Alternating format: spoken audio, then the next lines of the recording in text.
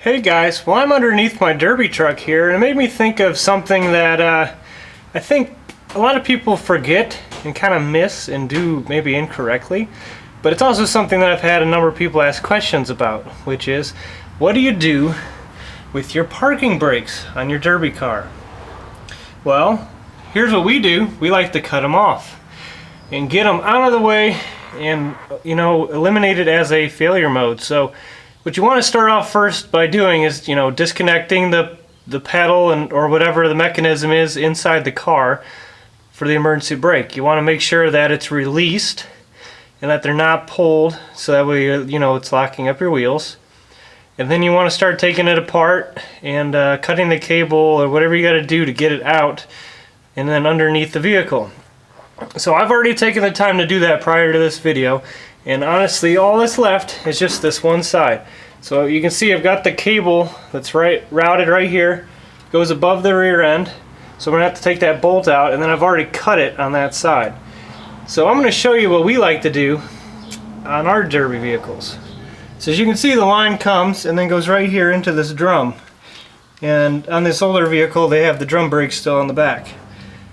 Obviously it depends on your vehicle, but generally emergency brakes are always the cable, and so you just want to trace that back to wherever it is on the vehicle. So now what we do from this point on is we'll cut it off and then we'll drive that cable into it. So I'm going to go ahead and stop the video here, and we're going to cut this cable housing and go from there. So now as you do this, you just want to be careful that you don't cut any brake lines or any electrical wires that you may actually need, and just make sure that you're cutting just the parking brake or the emergency brake, however you want to call it. So here I'm just going to take a simple screwdriver. It's just got a flat kind of a driving end on the end of it and a hammer, and what we're going to do is we're just going to put it onto the cable that's sitting in here into this housing, and we're just going to tap that and just drive that cable back into the housing. Now it seems really simple, but what that does is it just eliminates any tension that could possibly be in this system and causing that brake to be a little tight.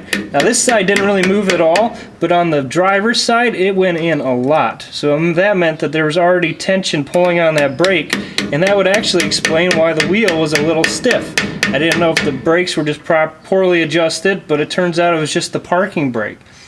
So there you go guys, just a really simple video of what we do with our parking emergency brakes.